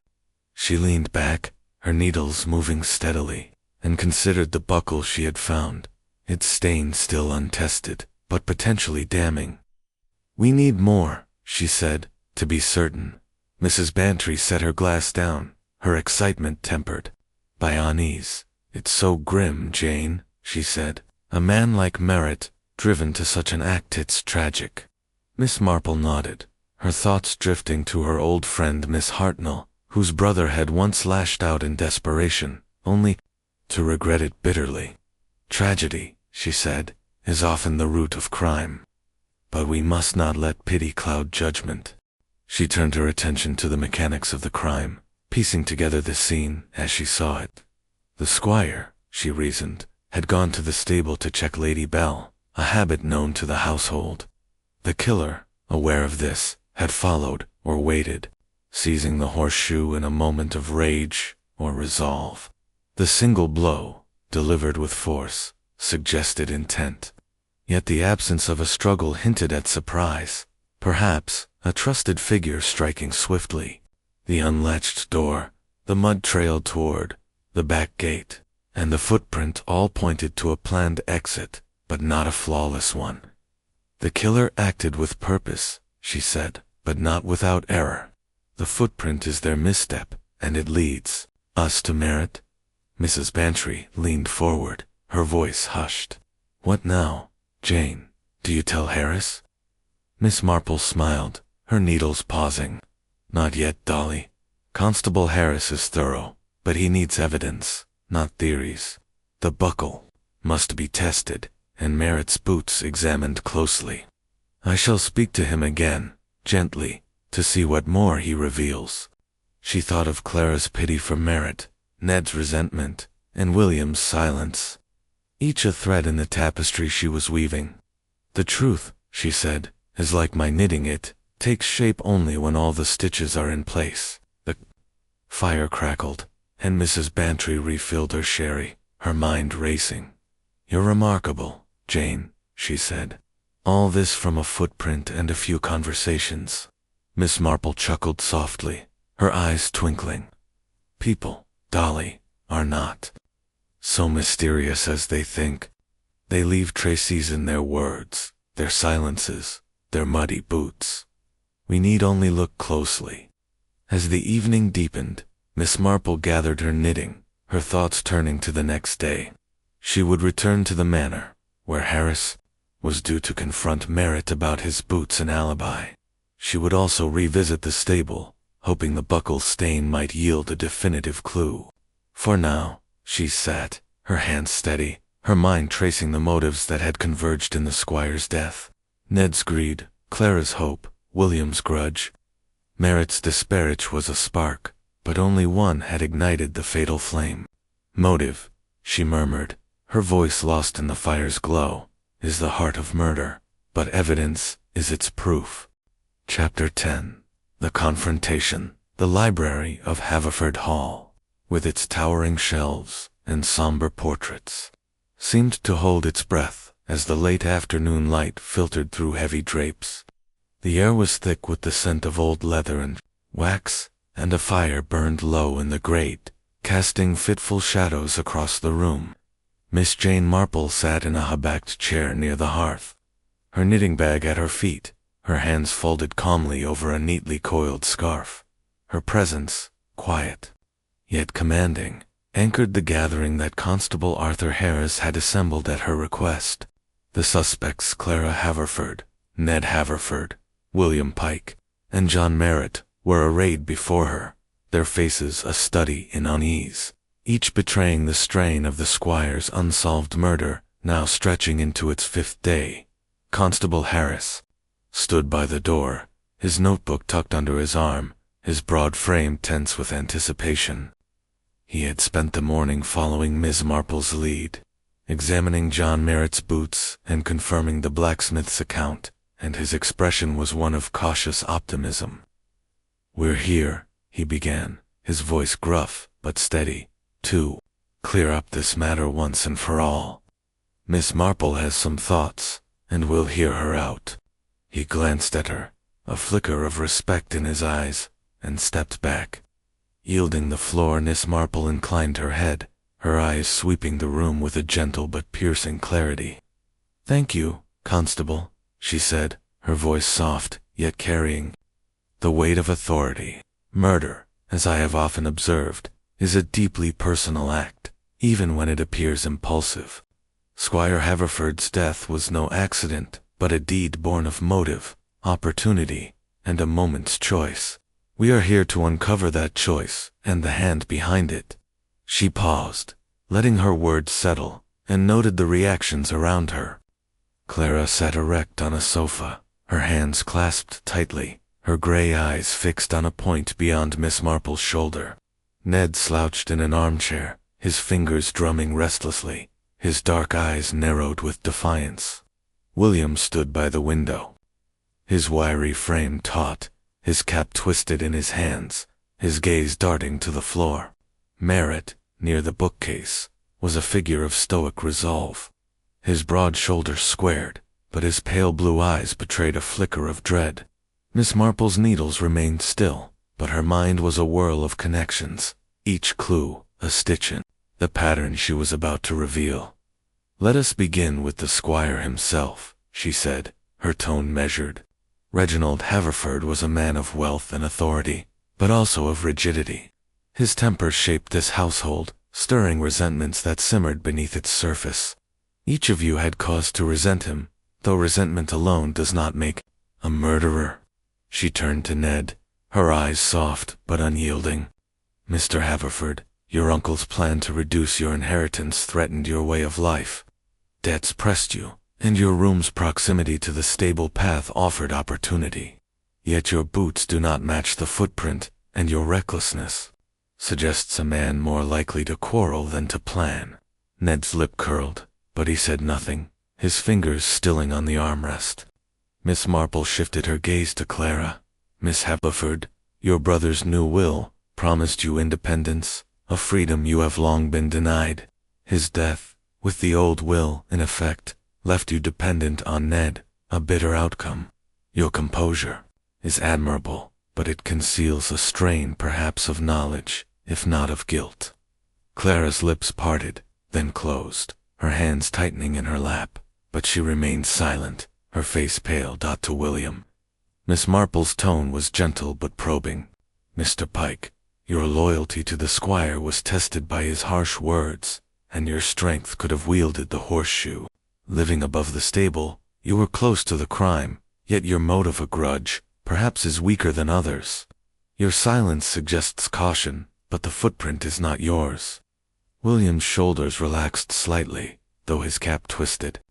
Harder in his hands, his eyes fixed on the floor. Finally, Miss Marple turned to Merritt, her voice steady, but weighted with understanding. Mr. Merritt, your burden was the heaviest. Eviction loomed, your farm and heritage at stake. The squire's refusal to relent, his mockery of your pleas, pushed you to a breaking point. Your boots matched the footprint in the stable, and your alibi time unaccounted for. After leaving the blacksmith places you near the manor that night. Merritt's face flushed, his hands clenching at his sides, but he held her gaze, his jaw set. Miss Marple leaned forward, her eyes locking with his. The horseshoe, she said, was a weapon of the moment, seized in the stable, where you followed the squire. The unlatched door, the mud trail toward the back gate, suggest a plan to confront, if not to kill. But when he laughed, as you said he did, your despair turned to rage, and you struck. The room was silent, the fire's crackle the only sound, and Merritt's shoulder sagged, his eyes dropping to the floor. Mr. Merritt, she continued, her voice gentle but unrelenting, you went to the stable that night, didn't you? You argued with the squire, and when he refused to yield, you struck him. Merritt's breath caught, and for a moment the room seemed to hold its collective breath. Then, in a voice hoarse with defeat, he spoke. He'd have taken everything, he muttered.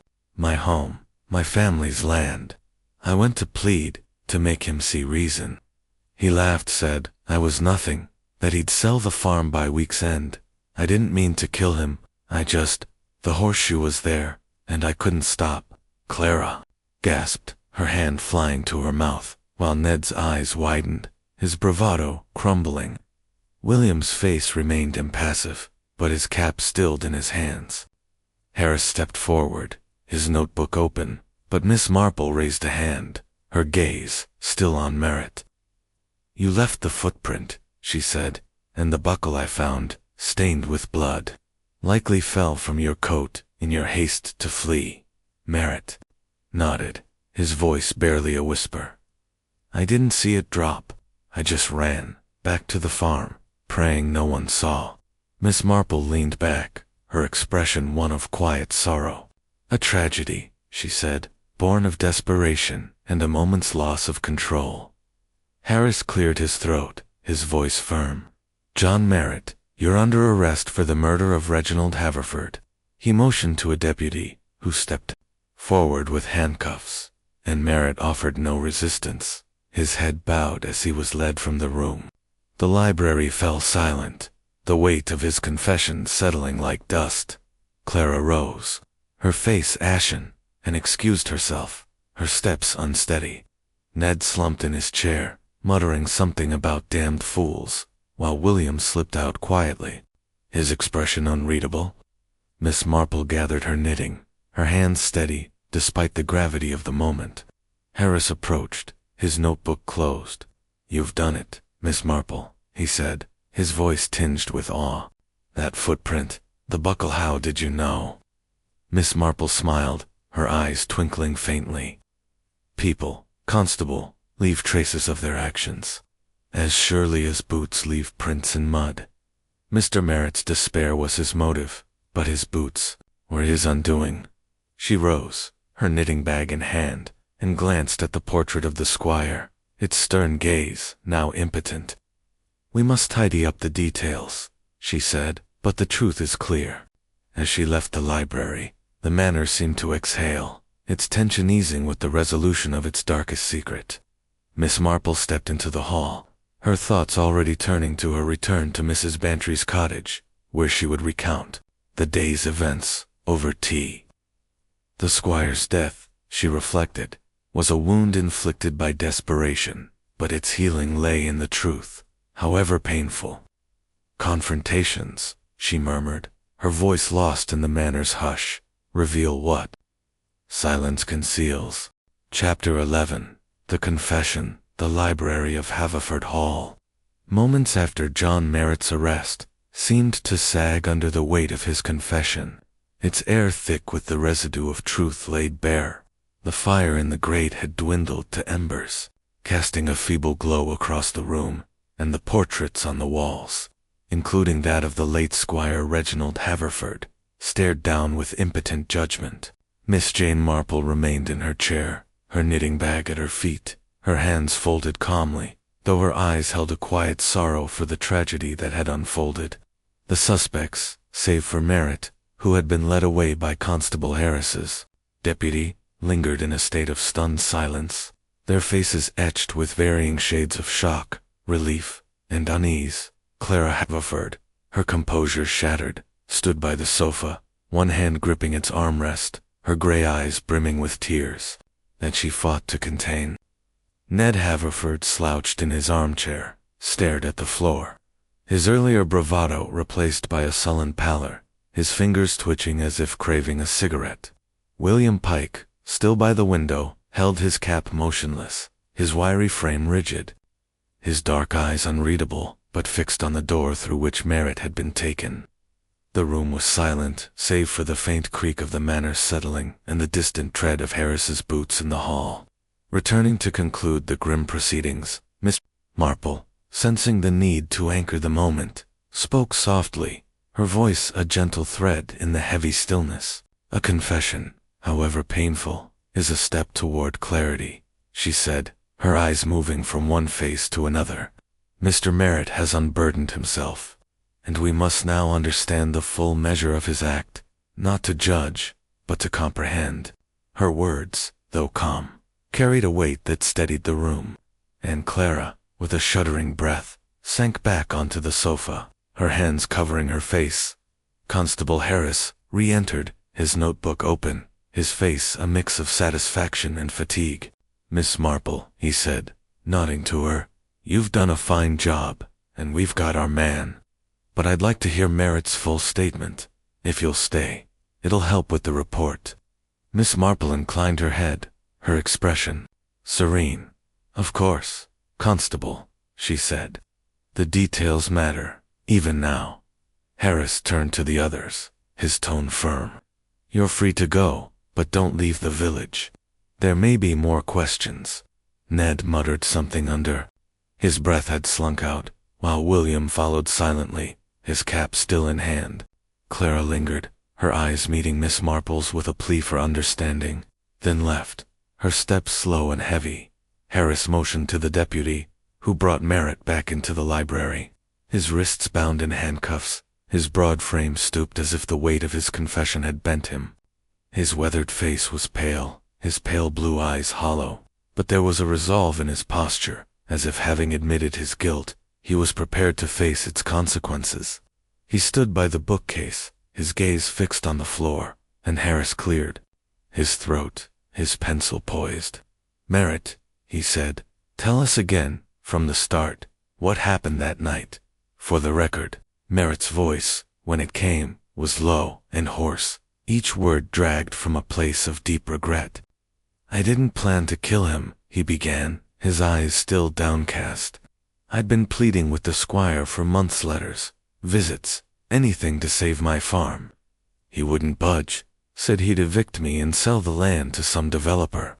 That night, I was at the blacksmith's, like I told you, but I left early, around 8. I was angry, heartsick, thinking of my family's land gone.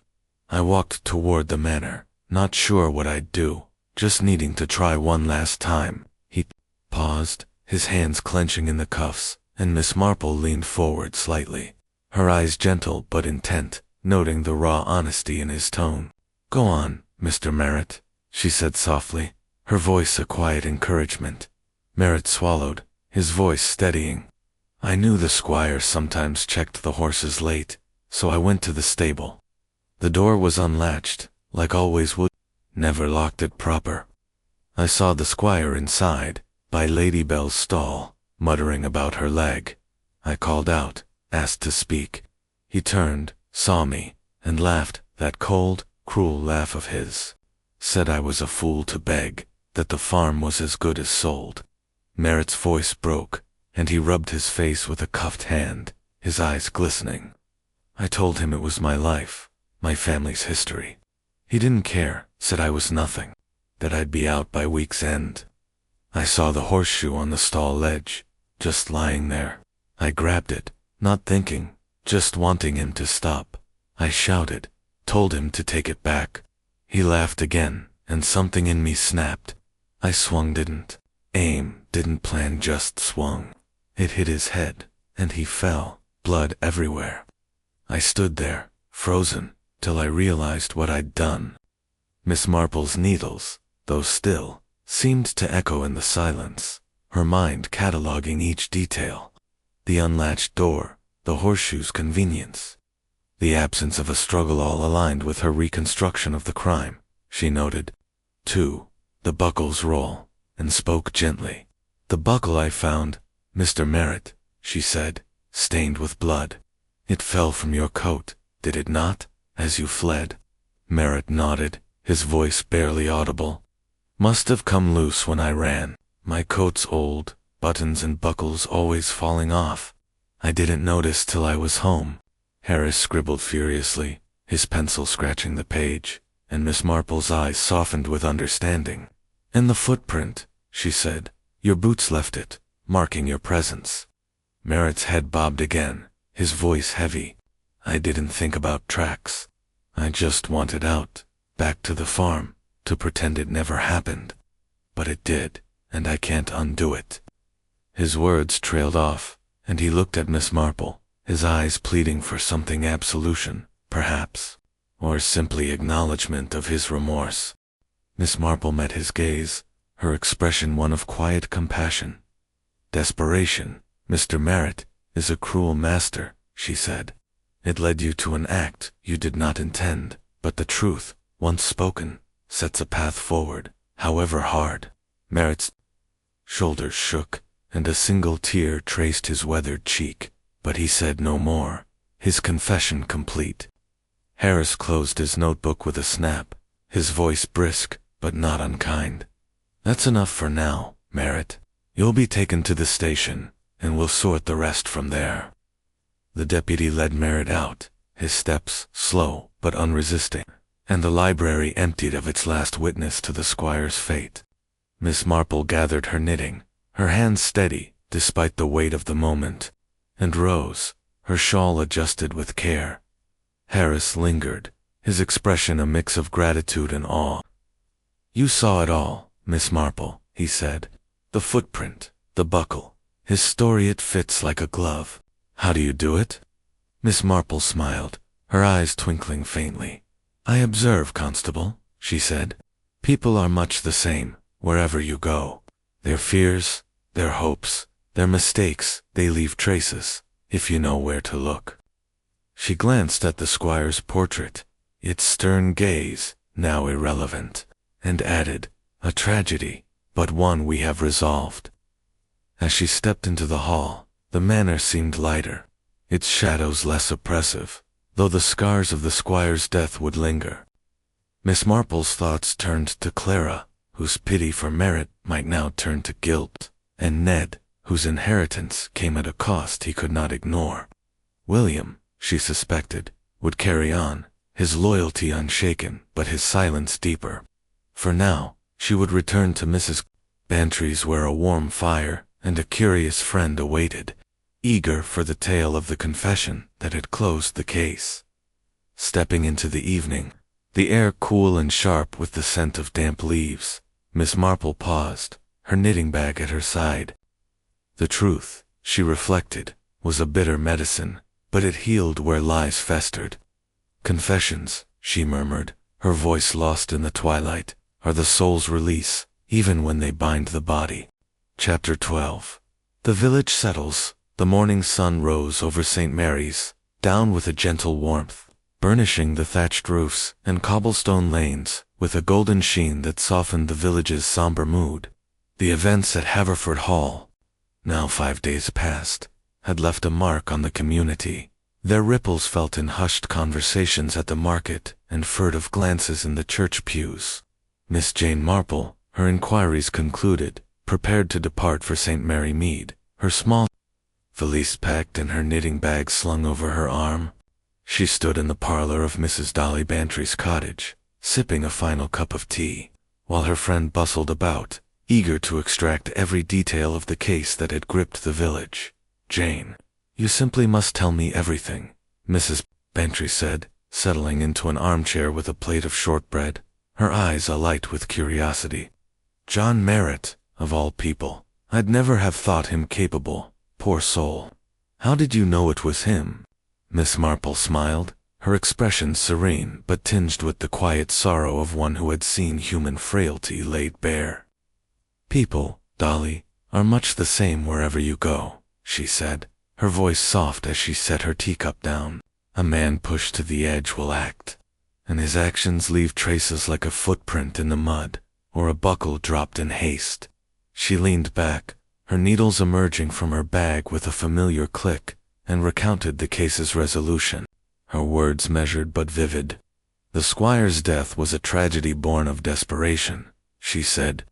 "John Merritt faced ruin, his farm, his family's legacy, stripped away by a man who offered no mercy. The footprint in the stable, matching his boots, was the first clear sign, and his alibi, undone by the blacksmith's account, sealed his presence at the manor.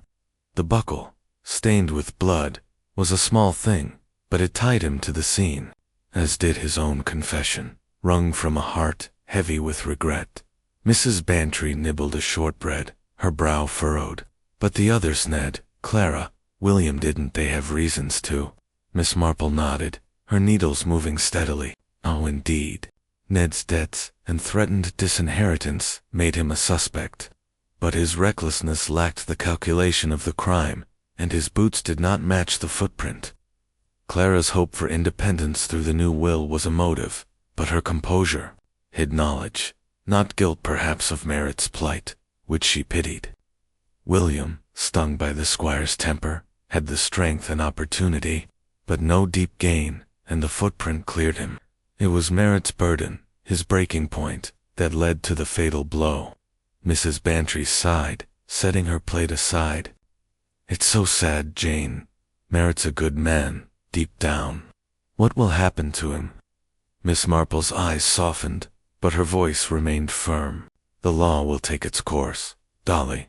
His confession may soften the sentence, as it was not premeditated, but a life has been taken, and justice must answer. His farm, I fear, will be sold, but perhaps Clara, with her new influence over the estate, will show the mercy her brother withheld." The conversation turned to the manor's future, and Miss Marple shared what she had learned from Constable Harris that morning. Ned, now the heir, had retreated to London, his inheritance a bitter victory overshadowed by the scandal. Clara, shaken by Merritt's confession, had taken to her room, but Harris reported a quiet resolve in her, a determination to manage the estate with fairness. William Pike remained at the stables, his loyalty unshaken, though his silence had deepened, as if the squire's death had carved a permanent mark. "The household will heal," Miss Marple said, "but scars remain, as they always do." Mrs. Bantry pressed for more, her curiosity insatiable. "And the buckle, Jane, how did you spot it? And that footprint, How did you know it was Merritt's?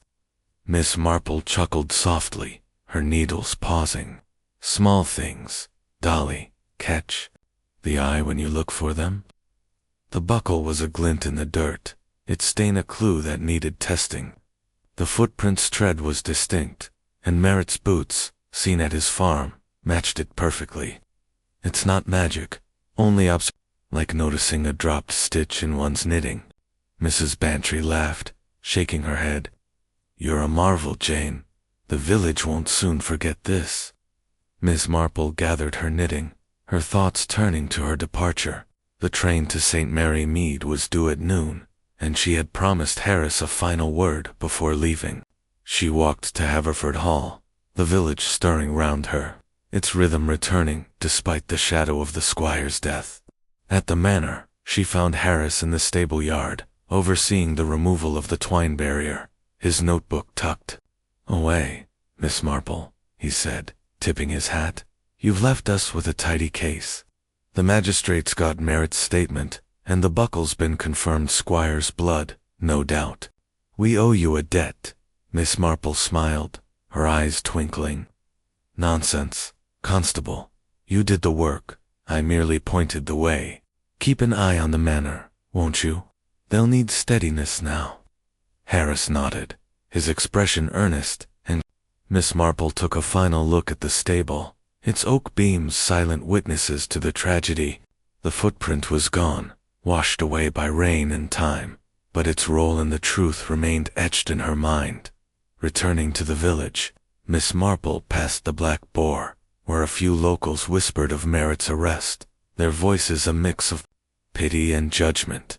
She thought of her own village, St. Mary Mead, where gossip flowed as freely but where she had learned to sift truth from rumor. The squire's death, she reflected, was a lesson in the fragility of human endurance, a reminder that even the proudest hearts could break under pressure. She boarded the train at the station, her valise at her side, her knitting bag a familiar companion, and, as the whistle blew, her mind already turned to the next puzzle that might await her. The village of St. Mary's, down receded, its lanes and fields fading into the distance, but its story lingered in Miss Marple's thoughts. The squire's death had been a storm, but the truth had calmed its winds, leaving the village to settle, however slowly, into a new rhythm. Settlements, she murmured, her voice lost in the train's clatter, are the quiet after the storm, but they carry the echo of what came before.